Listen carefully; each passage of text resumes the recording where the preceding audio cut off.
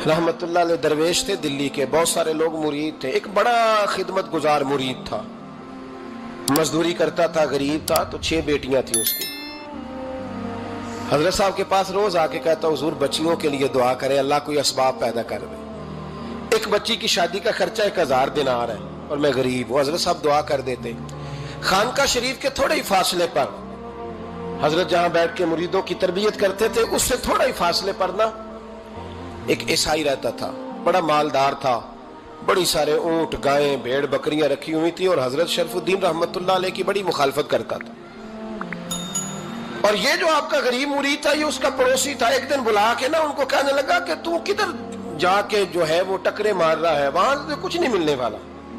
वो तुझे क्या देंगे जिनकी खानका खुद चंदे पे चलती है, मदरसा चंदे पे चलता है, मस्जिद चंदे पे चलती है। तेरी बेटी का मामला कहां हल होगा? तो उस दरवेश ने कहा कि तू मेरे पीर को नहीं जानता, तू अजय मेरा महबूब नहीं डिठा, तो पता नहीं ना, तू इस रास्ते का मुसाफिर नहीं, तू नहीं जानता। उनका बस चले ना तो वो हर कीमत में मेरी बेटियों की शादी करा दे।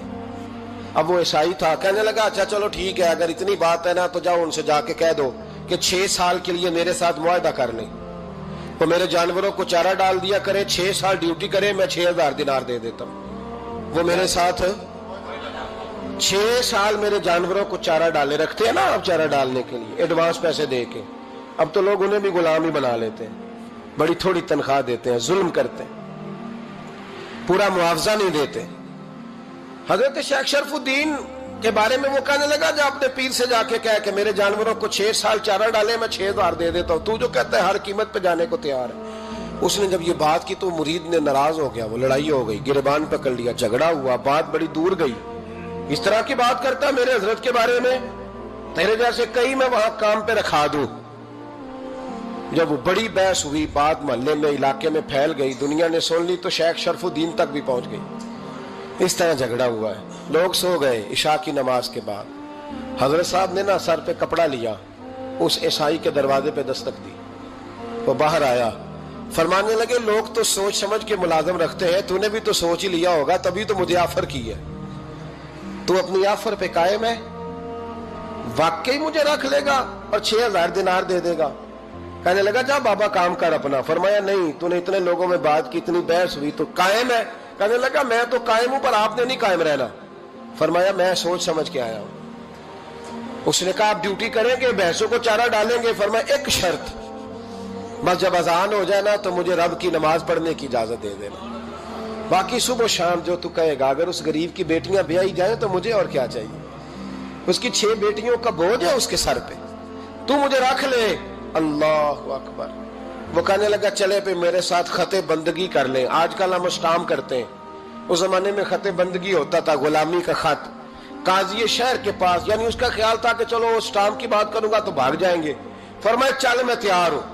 काजी तक गए, तय हो गया, 6000 दिनार दे दिए। हजरत ने मुरीद को बुलाया, फरमाया पुत्र ये ले जा मेरी बेटियों को रवाना कर दे। कहने लगा हुजूर ये क्या कर रहे हो आप, कुछ सोचे? फरमाया यार जब तुझे बेटा बना लिया तो फिर मेरी पोतियां तो लगती हैं ना, मेरा हक तो बनता है ना, जा जाके ड्यूटी कर, उनको ब्याह दे। बात फैल गई, बादशाह भी अकीदतमंद था, वो 12000 दिनार लेके पहुंचा। क्या बताऊं इन रब के बंदों का दिल कैसा होता है, क्या दर्द होता है, क्या रंग। 12000 दिनार लेके बादशाह आया और आके हजरत को पेश किए, का हुजूर आप दें इस ईसाई को डबल दें और जाए काम करें। आप फरमाने लगे तू पैसे दे, शर्तें ना लगा, मेरा जहां दिल करेगा मैं खर्च करूंगा, मुझे तो मजा ही अब आने लगा है, अभी तो लुत्फ आ रहा है, अभी तो जायका आया है कुछ करने का, पैसे देने हैं तो दे, पाबंदी ना लगा, जहां मेरा दिल करेगा मैं। उसने कहा हुजूर ठीक है रख ले। हजरत ने फजर मस्जिद में पढ़ी, जेब में 12000 दिनार थे, ऐलान फरमाया भी किसी और की बेटी भी बैठी है तो पैसे मेरे पास है। वो 12000 दिनार भी बांट दिया और 12000 दिनार बांट के ना तो फिर चले गए खेत में चारा काटने। उस ईसाई को किसी ने बतलाया कि उनके पास तो 12000 आया है, पर तुझसे जान नहीं छुड़ाई उन्होंने। वादा ये हुआ था कि 6 देंगे तो जाएंगे, जब तक देंगे नहीं तेरे घर में काम करेंगे। वो ना चारा काट रहे थे, हजरत साहब तो वहां पहुंच गया, दूर जाके खड़ा हो गया, कहने लगा बाबा پہلے تو میں نے مسلمانوں کے اخلاق سنے تھے، اب تو میں نے دیکھ بھی لیے، پر یہ بتا جب 12,000 آیا تھا جان کیوں نہیں چھڑائی؟ تو حضرت چارہ کاٹتے کاٹتے رو پڑے، فرمانے لگے تو نہیں نہ جانتا یہ بیٹیاں سانجی ہوتی ہیں، پتہ نہیں نا؟ میرے رسول پاک نے تو حاتم تائی کی بیٹی کے سر پہ کپڑا رکھ کے کہا تھا بیٹیاں برابر ہوتی ہیں، تو یہ نہیں پتا جب اس کی 6 بیٹیوں کی شادی ہوئی ہے میرے اندر روحانیت کتنی بڑی ہے۔ فرمایا پھر 12,000 آیا ہے تو 2-4 بچیاں پھر گئی ہیں، یہ نہیں پتا میں اندر سے راضی کتنا ہوں، میں تیری نوکری کرتا رہوں گا، پتہ نہیں اللہ کتنی بیٹیوں کو بیاہ دے گا۔ اتنا رویا وہ عیسائی کے پیروں میں بیٹھ گیا، کہنے لگا بابا میں نے تیری مخالفت کی ہے پر تیرے قریب آ کے پتہ چلا ہے کہ تو بہت اونچے اخلاق کا مالک ہے، اور اگر تیرا یہ مقام ہے تو تجھے اخلاق سکھانے والے محمد عربی کی شان کتنی ہوگی۔ ظالم کی بولیے جاتے نہیں لوگ جھوٹے گواہ بن کے، وکیل صاحب کو نہیں پتا ہوتا کہ یہ بندہ مجرم ہے جو میرے پاس آیا، کیا مجرموں کے وکیل نہیں ہوتے؟ بولے تو اس کو پتہ نہیں ہوتا وکیل صاحب کو کہ یہ صاحب مجرم ہے، میرے پاس مقدمہ لے کے آئے، اور اگر بے ادبی نہ ہو جائے تو میرا خیال ہے قاضی عدالت کو بھی پتا ہوتا ہے کہ مجرم کون ہے اور مظلوم۔ میرے نبی پاک صلی اللہ علیہ وسلم نے اس قدر زیادہ سختی فرمائی اس مسئلے میں، فرمایا جس کو پتا تھا کہ فلاں آدمی ظالم ہے، ظلم کر رہا، پھر وہ ظالم کا گواہ بنا یا اس نے ظالم کی مدد کی، کتنی کی؟ شارحین لکھتے ہیں چاہے اس نے ایک جملہ بول کے کی، چاہے ایک، سارے بولیے، چاہے ایک غریب کو اس نے ظلم کیا تو کہتے ہیں علاج یہ سی، چاہے ایک جملہ بول کے کی، شارحین اس حدیث کی شرح میں لکھتے ہیں ایک جملہ بول کے چاہے مدد کی، جس بندے نے کسی ظالم کی مدد کی کسی مقدمے میں یا کسی صورت میں اور اسے پتا تھا یہ ظالم ہے، میرے نبی پاک صلی اللہ تعالیٰ علیہ وسلم فرماتے ہیں اگر اس نے مدد کی، ابھی ظالم کی بات نہیں ہو رہی، ظالم کے مددگار کی بات ہو رہی، اگر کسی نے ظالم کی مدد کی تو حضور فرماتے ہیں خدا بھی اس سے بری و ذمہ ہے، رسول بھی اس سے بری و ذمہ ہے۔ سنبھال کے رکھے اپنی نمازیں، قربانیاں، حج، زکوٰۃ سنبھال کے رکھے۔ اگر ظالموں کا مددگار ہے، الیکشن آ لینے دے، آپ کو نظر آ جائے گا کون کون ظالموں کا مددگار ہے، نظر آ جائے گا۔ اپنی جیب سے لوگ پیسے دے کے ظالموں کی مدد کریں گے، ان کے فلیکس چھپوائیں گے، بورڈ لگوائیں گے، جیبوں سے پیسے دے کے۔ ہم نے خود آگ لگائی ہے چمن میں اپنے، بے سبب گردشی ایام کو الزام نہ دو، ہم نے خود نور کا ظلمت سے کیا ہے سودا، کر کے توہین سحر شام کو الزام نہ دو۔ ظالموں کے مددگار میدان میں آ گئے، یہ چھوٹا لفظ نہیں، میرے حبیب پاک صلی اللہ علیہ وسلم نے فرمایا جو ظالم کا مددگار ہے سن لے جو سجن کے ساتھ کچہری جاتا ہے، وہ یاد رکھے جو دوست کا گواہ بنتا ہے، وہ یاد رکھے جو کہتا ہے میں مانگی گیا تھا، مجھے بلایا گیا تھا قبضہ چھڑانے کے لیے کسی غریب بیوہ کی جائیداد پہ، کب وہ سن لے تو مدد کر کے نہیں آیا، تو خدا کے ذمے سے نکل گیا ہے۔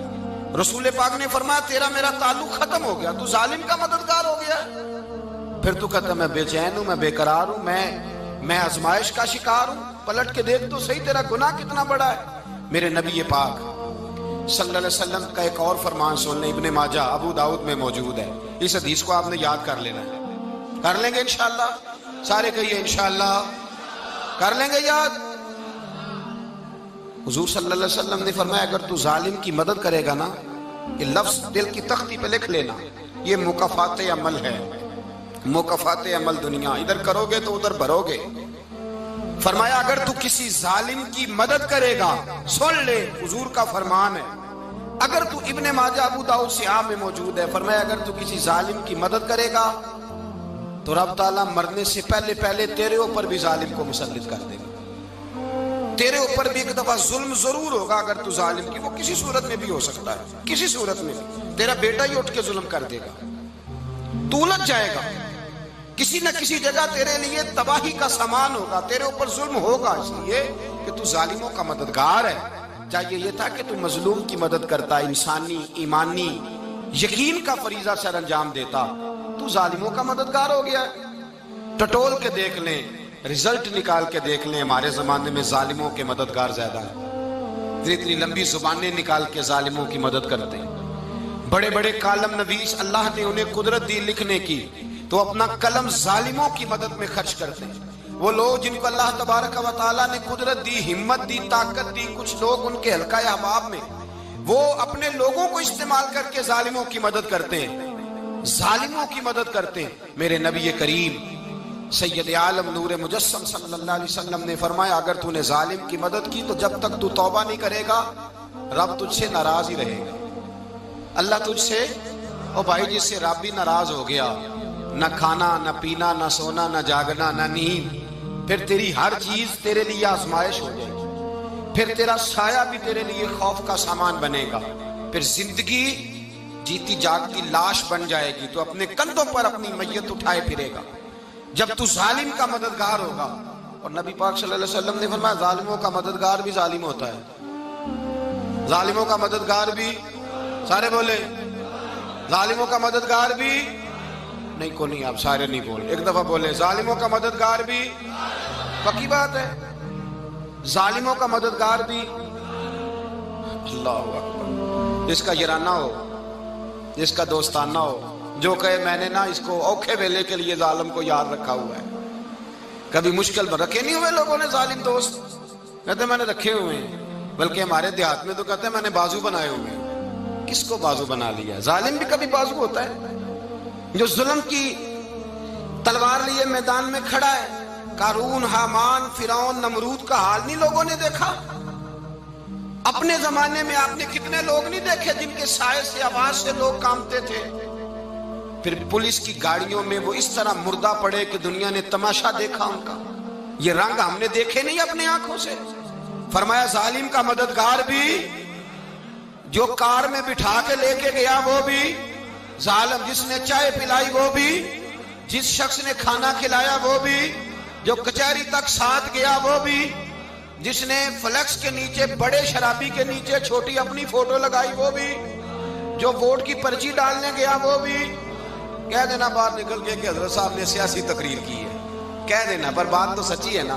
خو کرے ہم تو سے تھوڑا سا گلا بھی سن لے، خو کرے ہم تو سے تھوڑا سا بھی گلا۔ امام مالک کے پاس ایک بندہ آیا، اس نے کہا حضور میں درزی ہوں، ایک ظالم بادشاہ مجھ سے کپڑے سلواتا ہے، میں تو ظالموں کا مددگار نہیں نا۔